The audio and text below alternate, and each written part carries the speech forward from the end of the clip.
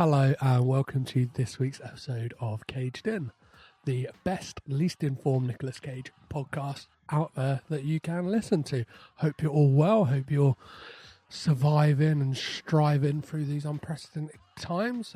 Hopefully this is a little bit of light relief for you whilst you're stuck at home or still chugging on to work on the front line, which I applaud you for, and I'm sure we all do, apart from real arseholes, basically. But I am here this week to talk to you about Kick-Ass, and I was joined by the big daddy of the Empire Film Podcast, Chris Hewitt. You're hearing this.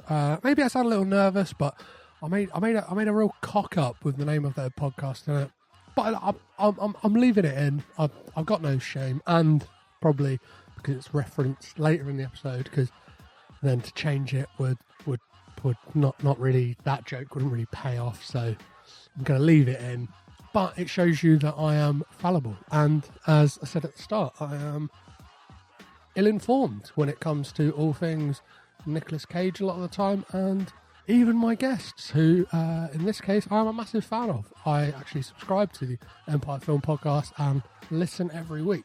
I just have had a momentary lapse of memory in regards to what the name actually is, but this one's a real fun one, and Chris has got some real good insights and inside scoop really in regards to Kick-Ass, because he was actually there on set whilst they were filming and got to interview some of the key players in the film. So this is a real fun one, and I hope you enjoy it. And join me at the end where we'll talk about what's coming next week and all that other stuff. Here we are this week on the Caged In podcast to talk about 2010's Kick-Ass, directed by Matthew Vaughn from the mind of Mark Miller and through the prism of Jane Goldman's writing. I'm not here to talk about this alone. I have Chris Hewitt of the Empire Magazine Film Podcast. I got the name of that wrong, but I'm sure my fans will be able to find you anyway. And of course, a writer for Empire Magazine. How are you, Chris? Are you well? Yeah, I'm good. All things considered. Yeah, I'm all right. Yeah. How are you? Yeah, I'm well. Are you taking the news of the extension of the lockdown almost in a kind of, we've been told if Dominic Raab has to come back in again, he will be cracking skulls? I'm taking it all right. I'm mentally locked down until at least July. So let's see how this thing goes. What I haven't taken well is I've just found out that Brian Dennehy died, which is really sad. Oh man, fantastic Brian Dennehy's gone. But hey ho, I've started your podcast off with a real bummer of a piece of news there, and that's not good. Well, luckily we have a joyous film to talk about this week in, as I said, Matthew Vaughn's 2010 comic book adaptation, Kick-Ass. But from a slightly skewed point of view, in the fact that this is a Nicolas Cage-based podcast. So I'll start off by asking you, are you a Nick Cage fan? I'm a huge Nick Cage fan. Yeah. What was your... Yeah. You get like... what was your entry-level point to Nick Cage? My entry-level point to Nick Cage. Ooh, that's a very, very good question. Raising Arizona, I'm guessing, was probably the first time I became aware of Cage. So when is that? 86, 87? Yeah, something like that. Yeah. Was it an instant connection or?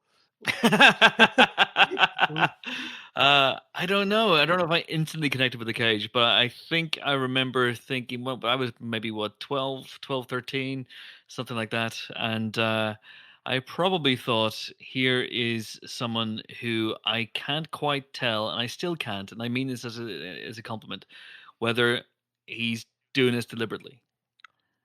Well, you know what I mean? I'm probably one of the people to speak to, because I've done the research. I've got the widespread knowledge, and I've put in the elbow grease to find out if he is doing all of this on purpose. And I either hate to tell you, or you'll be thrilled to hear that he is doing this on purpose.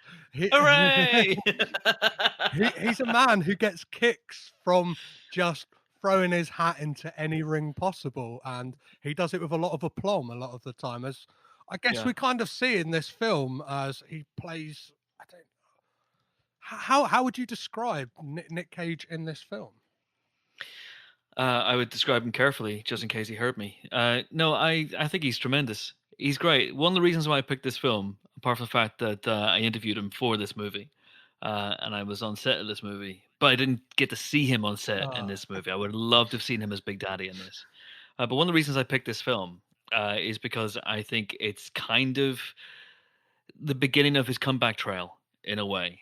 That I love Nick Cage. I love Nick Cage when he is gonzo, when he's wacko, when he is invested in a role, and you can really tell when he's really swinging for the fences and trying something new and different and something that no other actor could even begin to approximate.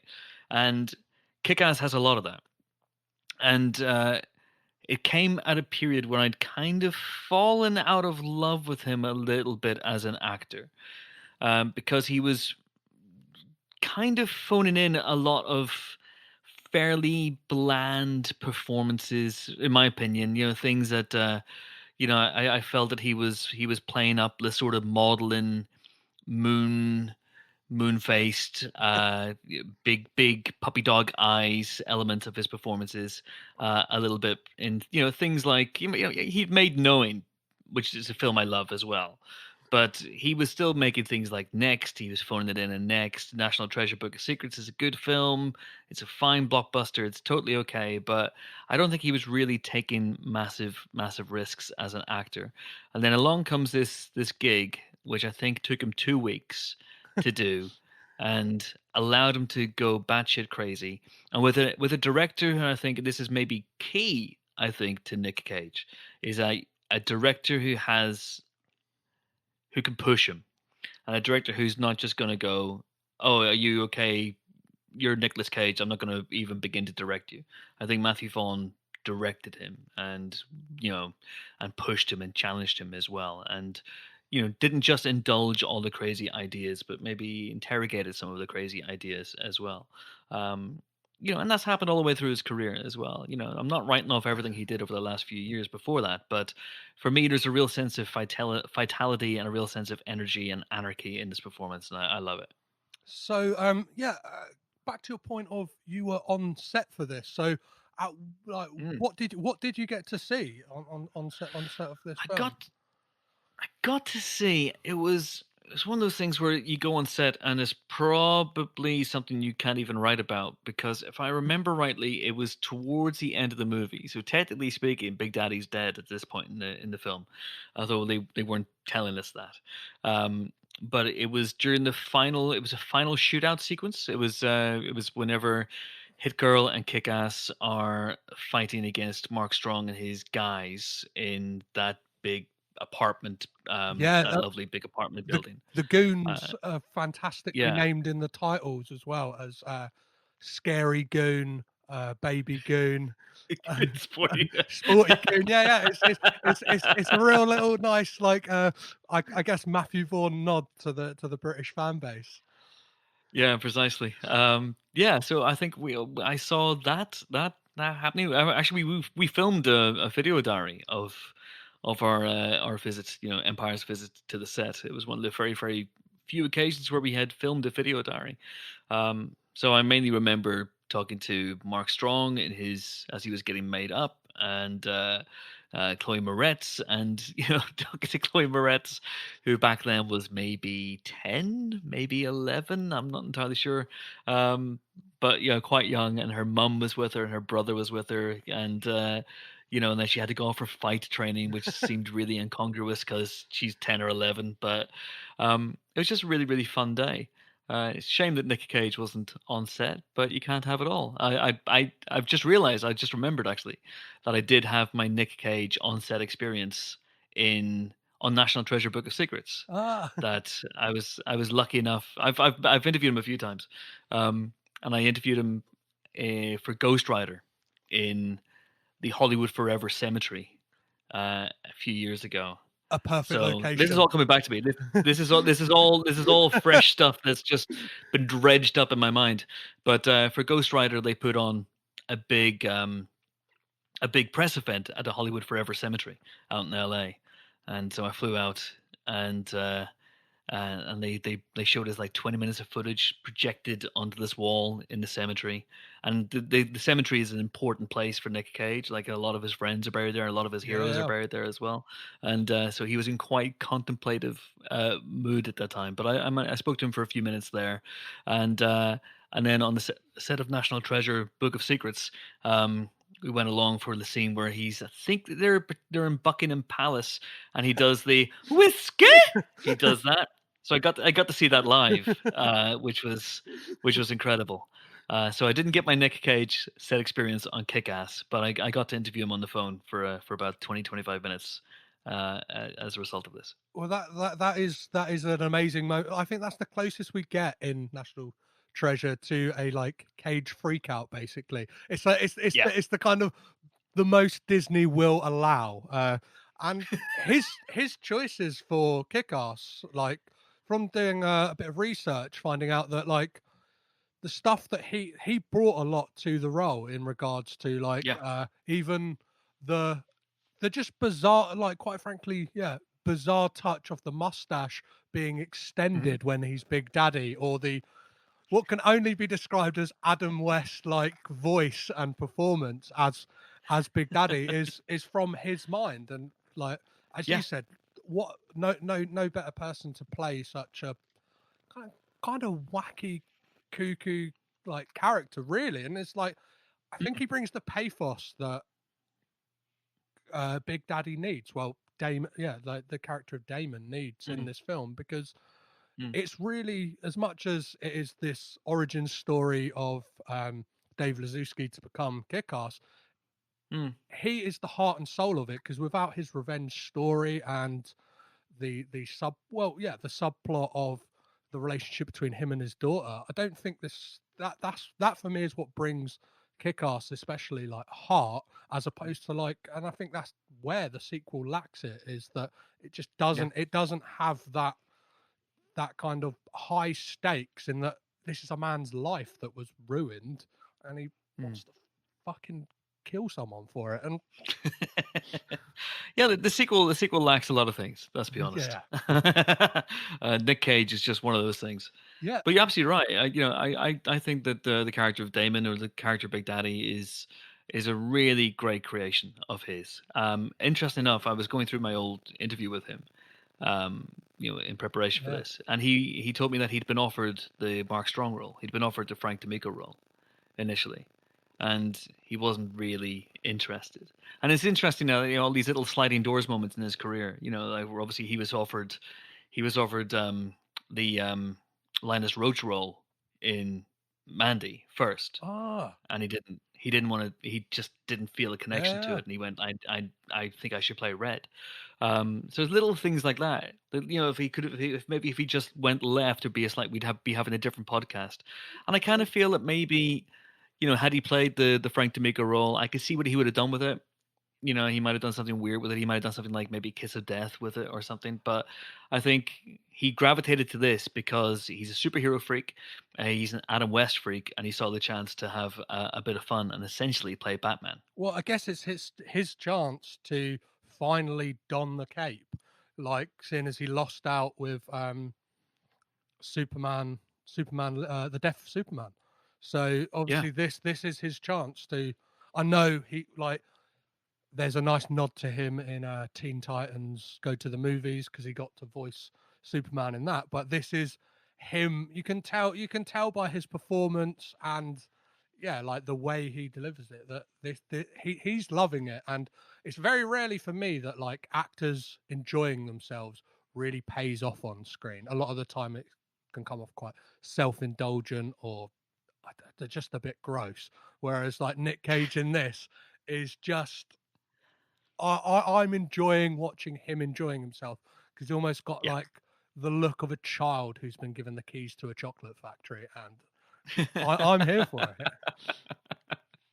Yeah, he got all 5 golden tickets for this movie. I think that's Well, that's how it worked out for him. even the way he looks like as Damon, for me, like all I could instantly think, like I hadn't watched this film since it came out in the cinema. I don't know why I enjoyed it then, but it just stuff passed me by, and I Hmm. instantly saw him and I thought he looks like fucking BTK, and it makes so much sense that he's like kind of it.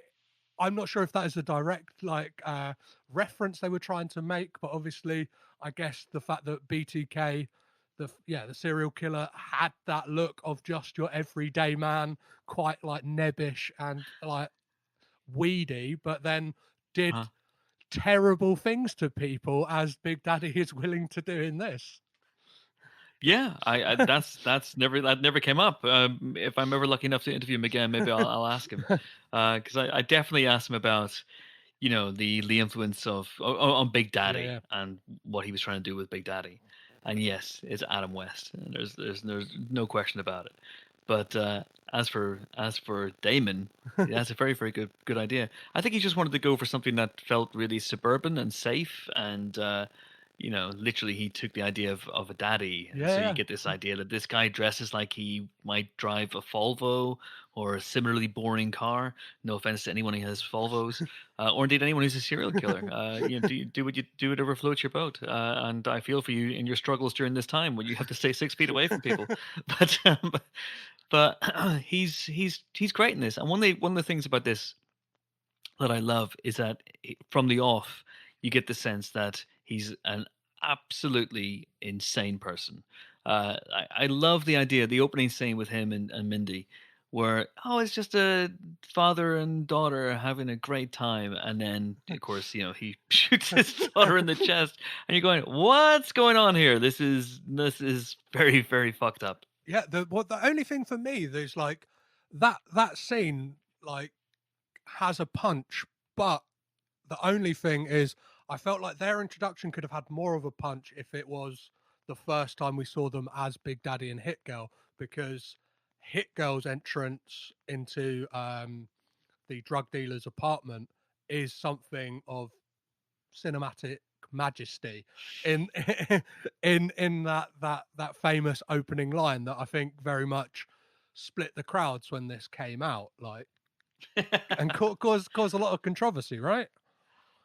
Um, yeah, I don't know that it did. I think it was one of those things. I remember being on set and being aware of the line because I'm pretty sure it's in the comic. And so I was asking, do you say, does Mindy get to say the line? Is that line in the Yeah. movie? And you're 10, so how, are you okay with saying that line? Uh, and yes, the line was in the movie, and yes, they're very responsible about the way they did it. And I remember thinking at the time, I think maybe I've said this to someone, that the Daily Mail is going to come after this movie with everything they've got. And I don't think it ever actually transpired. I think maybe they were busy that day. Maybe there were bigger fish to fry. I'm sure some people got their knickers in a Oh twist yeah, yeah, about it. yeah. But and maybe it's just about shock value and impact, and it's superficial, and swearing isn't big and it's not clever. It is funny. Oh yeah. It's That's give a 10-year-old to say bangly bang, and yeah. I'll watch it any day of the week. Like no shadow of a doubt. What do you think? Did you know anything about the fact that Nick Cage wasn't the first? You mentioned how he was offered the role of Frank D'Amico, that Daniel Craig and Mark Wahlberg were in talks to play Big Daddy. I did not know that. That's interesting. That's very interesting. What a wholly I different film it would have been with either of those two, right? Yeah, I can't see Mark Wahlberg playing an Adam West riff somehow. I think he would have played it a little bit straighter. Yeah, I get that feeling. yeah. Well, it would have been a lot of like, "Hey, you fucking jerk." It would have been. I don't know. I feel like he plays angry guy from Boston very well, and has done that a lot of his career. So I guess that what was Big Daddy would have been like, the fucking Red Sox, and it would have been like, Yeah, I think that would have been. I love Mark Wahlberg, and I respect him, but I don't think that would have been a great idea. I've just found this old interview with Nick Cage that I did, where he actually talks about his inspiration for Damon, and he says that he based him in a way on an ex-girlfriend's dad, who was a very soft-spoken man, had a mustache and glasses, and he would always refer to my then girlfriend as "Oh, child." And he was the last guy you would ever expect to break someone's nose in a fist fight, but he was a badass. So yeah, it's all there. It's all there. But, maybe not a serial killer, but Well, I think Cage gets a brilliant moment as well, which, like, for me, is almost a very tiny version of the Joker bathroom scene. In the application of the makeup, we get this kind of yeah, like beautiful little moment of him, like as he's like on second viewing, he is going to his death, and you could like watching his eyes in that moment. It's almost like he knows it could be going either way, and yeah, yeah. it's it's probably not as profound as that Joker moment, but, like, I'm probably putting a bit too much onto it. I don't know, man. If we start talking about the profundity or otherwise of Joker, we could be here all Yeah, night yeah, because definitely. I don't want to get bogged down into that one. But yeah, I think it's really interesting. I mean, I don't know necessarily that Kick-Ass is going for anything profound, Mm, but what it is going for is a good time, and what it is going for is kind of shining the spotlight on the grubbier side of superhero movies and the stuff, the sort of minutiae that you don't really think about. In because back then was it 2010 10, when the yeah. movie came out. 2010 when the movie came out. So we were 2 years after Iron Man. We were 2 years after The Dark Knight. It feels more like a response to The Dark Knight than it does a response to Iron Man and anything that was happening with what Marvel were doing at the time. But it is a movie about what happens with Batman's eyes. Oh, well, he puts sort of Yeah, yeah, mascara yeah. and black makeup around him. Of course he does. So you get to see that kind of happening here. What would happen if Batman functioned in the real world and he wasn't a Yeah, yeah, millionaire and yeah. he didn't have loads of money and a bat cave and he was a bit of a psychopath and he had a daughter and this movie tackles all those questions, I think. And I think, like, he tackles them well, and, like, the real world implications of being a superhero, and also, like, is happy to be gritty and pretty gross in moments, and just, like, really go there for violence, and I don't just stuff that I think up until this point hadn't really been seen too much in that kind, because the, like, color palette of, like, of the film very much is in Mm, keeping of, like, bright, vibrant, and it has those hmm Spider-Man riffs of the voiceover, hmm like Dave Lazuski, well, Kick-Ass, the hmm character, is very Yeah. much that kind of carbon copy, like, pastiche of Peter Parker, right? Yeah, yeah, I think so, definitely. It's interesting because I think were this movie to be made nowadays, I don't know how it would feel. It's a parody of films that, in a way, almost hadn't been made yet. Mm.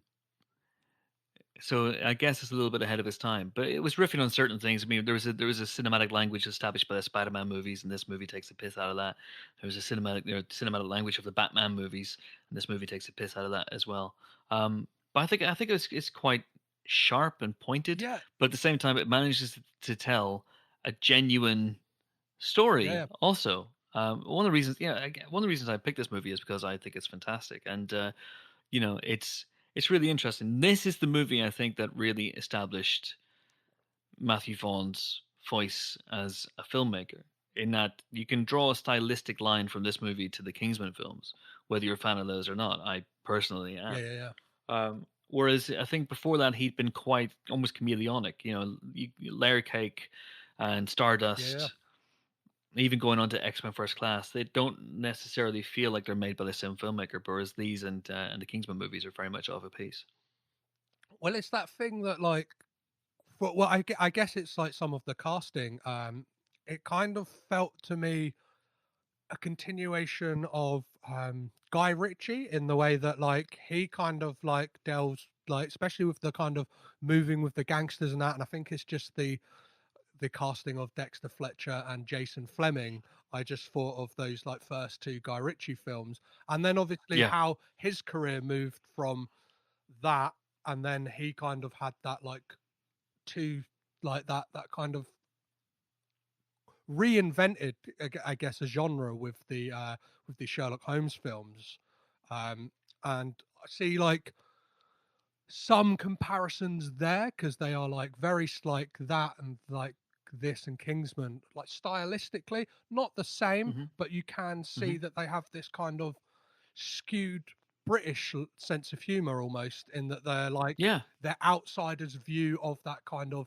American big blockbuster like franchise and stuff like that. And Mm. obviously, like this film Yeah. was made in a very interesting way in that it was totally funded independently, right?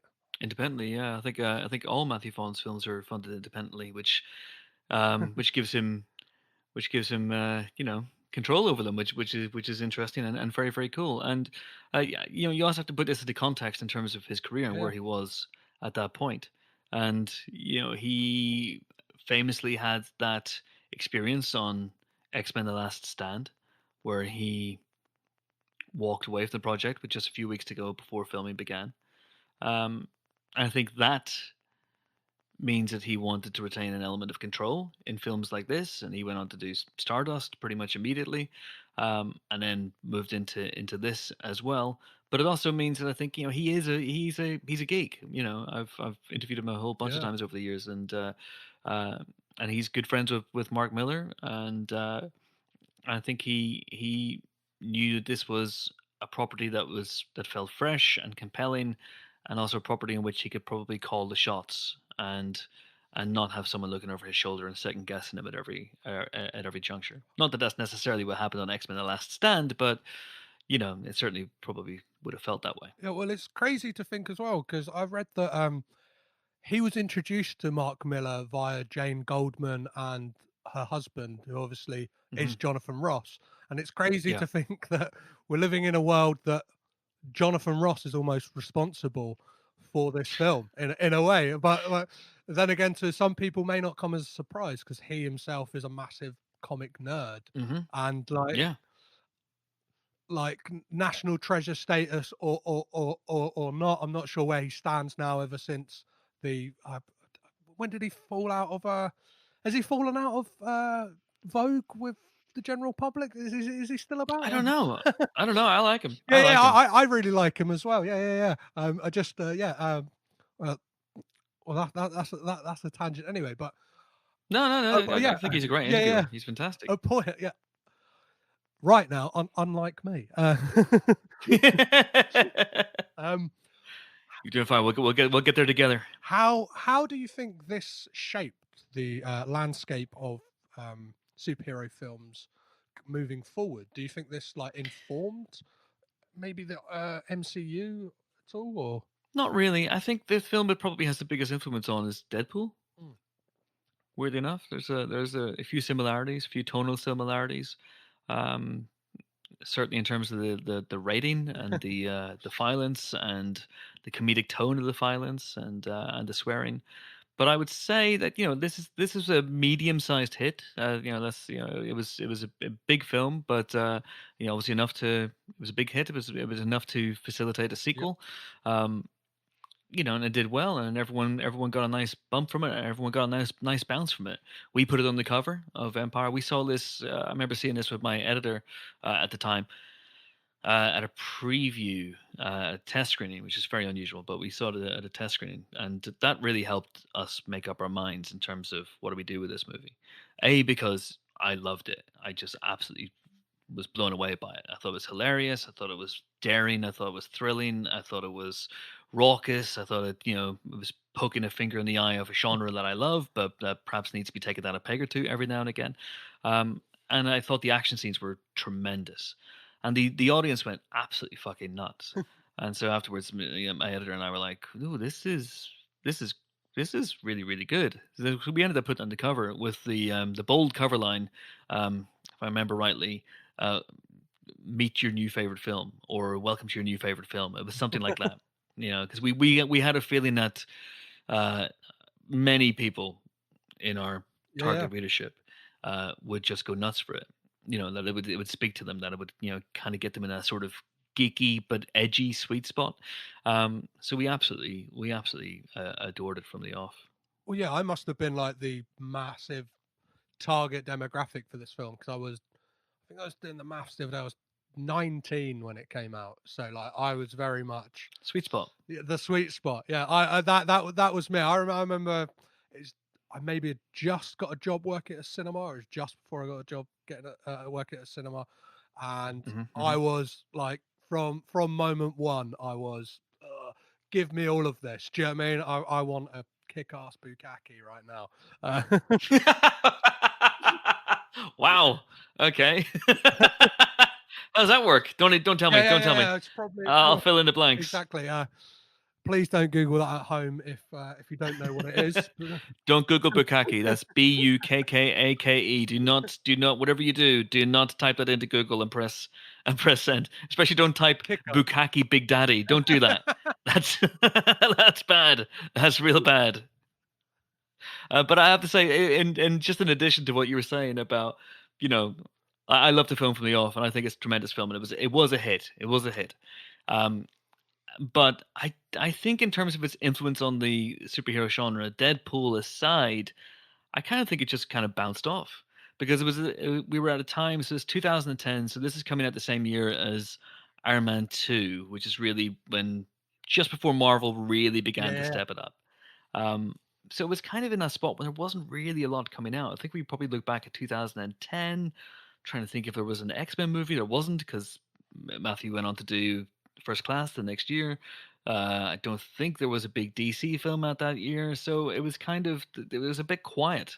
So it was this loud, punky kid of a film that was drawing a lot of attention to itself. But in terms of the overall narrative of superhero films, it's a fun one, but I don't think it's necessarily had a huge impact because Marvel just kind of carried on doing what they did. And I don't think they changed direction or changed gears because of anything that Kick-Ass did. Yeah, obviously from like a fan's point of view and stuff like that, obviously you can draw lines to the fact that Marvel then started working with a lot of like interesting and brought humor into a lot of their films that had kind of like obviously the Iron Man films aside, like up until just superhero films in general had like quite a po-faced attitude up until this point, whether it was influenced by this or they just realized that stuff really needed a bit of a shift like in general, because obviously it was 2 years, no,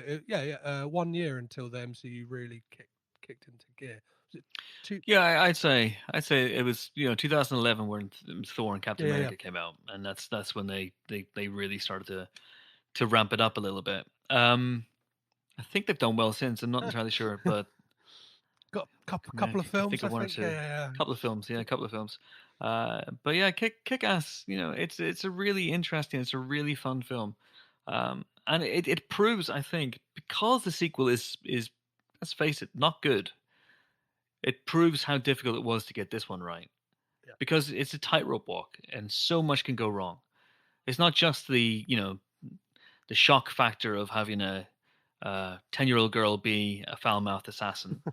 But he manages to balance this sort of very, on the surface, very, very sweet story of this kid, Dave Lasuski, this kid who wants to become a superhero, this sort of Spider-Man, Peter Parker-esque story, as you say.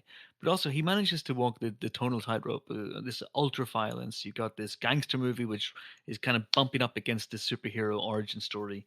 That could have gone wrong very, very badly. All the hyper-violence could have gone wrong very, very badly as well.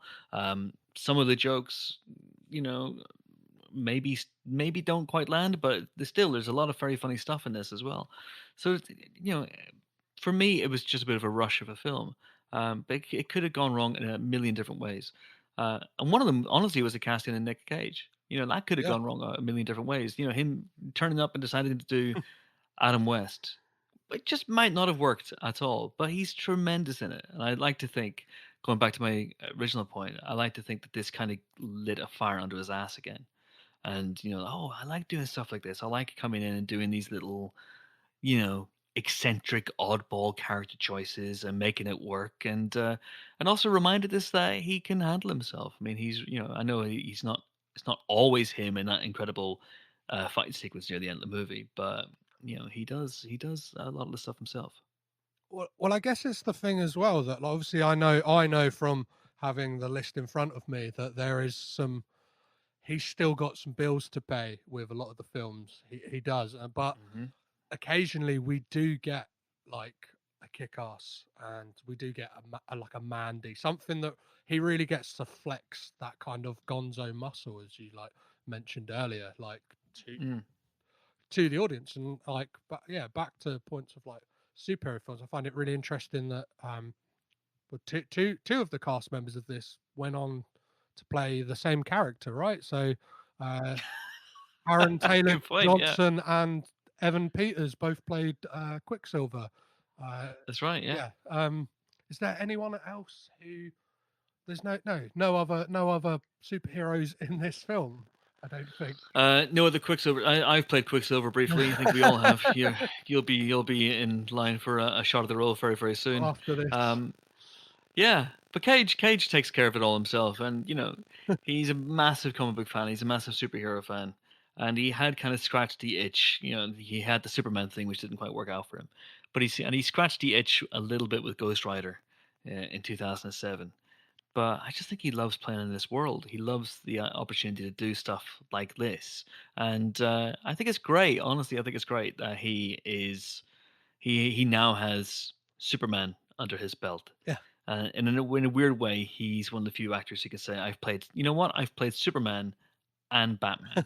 Not officially, but I've played a Batman Well, yeah. in this movie." There's that nice like riff that basically they are saying he is Batman between Frank D'Amico's goons, where they're all like Yeah. deciphering who like before that really brutal like taking a guy's finger off. There's that like kind of thing like it was Batman. It's like, well, no, I'm not saying it was Batman. It's kind of like Yeah. um uh, Yeah. my final questions for you is I have Hmm. a scale in which I judge Nicolas Cage films by, in the way that it's a free question criteria, and it is to see like I put this against if it's a yes answer for these three questions a lot of the time, or swings in that Okay. Yeah. favor, Yeah. tends to go more more enjoyable. No, we know we're getting a dull role from him. So first question is, does Nick Cage have crazy hair in any way in this film? No. No, he has disappointingly average normal hair in this film. Although, and this is the thing, I love Nick Cage, but even when his hair is normal, you're kind of going, "Where's that? How's he got that hair? What's happening? Where's that from?" Well, you could argue the choice of the mustache as well. I know I'm sporting a mustache at the moment, but like It's a lovely, lovely thing. It's a thing of beauty. the handle, yeah, the handlebar mustache for me a bit questionable. And I think post this film, I'm not here to Hmm. obviously shit on Nick Cage. I love the guy, but Let's not do that. um, the kind of his hair after this, when it was kind of like bleach blonde. There's a lot of like press shots of him that look like great. But my next question for you is, Hmm. does he do a crazy voice at all in this film? Yes, he does. He does. He does his own voice. He does the Adam West voice, and he does whatever the fuck it is when he's dying. His death scene, his like, which is just great. Love it. Which leads me on to my third and final question in the Cage rating is, Mhm. do we get any freakouts in this film? Do we get any classic Cage freakouts? Yes, we do. We do. And that's one of the reasons I love it, because I love a classic Cage freak out. It's not quite A B C D, but it's pretty good. I mean, he gets to be burned alive, and and and uh, and just have a fun time with it. He has a fun time of being burned alive. I think in this one. Plus, he gets to I haven't really talked enough about that great fight sequence, Yeah. that sort of one shot fight sequence, which Matthew Vaughn did, and I think Brad Allen, who's worked with Jackie Chan for years and years and years, and Edgar Wright and people like that, Oh, he helped choreograph it. It's great. the warehouse CCTV footage fight scene. Yeah, just such a good sequence. That for the listeners at home was the sound of me kissing my fingers like a Yeah, chef, because it is. yeah, Oh, it's beautiful. It's a beautiful bit of choreography and cinema, and yeah. it's great. It's great to see. It's great to see like Cage do that kind of thing as well, because obviously he doesn't always get afforded the thing to be. This is true. This is true. Well, Chris, that is I'll wrap things up there. That's been fantastic, and I will put in the show notes everywhere where you can get a hold of Chris. And is there anything you'd Well, like yeah, to? not everywhere. Yeah, I no, think I yeah. have to have an element of privacy here. Keep my underground lair off it. In regards to social media and the Oh like. yeah, that makes much more sense. Yeah. And what's the like? Is there anything you'd like to plug at all, Chris, in regards to stuff that you're doing? So if you Google Bukkake Chris Hewitt, you'll see my latest project. Also, you can find me on Twitter as @ChrisHewitt, and you can find me every Friday hosting the Empire podcast. That's what it's called, Petros. Yep. It's the Empire podcast. Yeah, but I like the Empire Magazine Film podcast. So yeah, we might consider that. The Empire podcast, just 2 words, man. Honestly. So every Friday we're out, and then we also have lots of spoiler specials, interview specials, and whatnot as well. And of course the world's biggest movie magazine, Empire, which is available to subscribe to during this time of crisis.